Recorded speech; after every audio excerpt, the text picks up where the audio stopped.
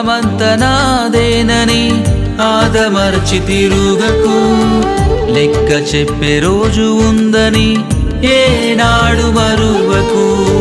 లోకమంత నాదేనని ఆదమర్చి తిరుగకు.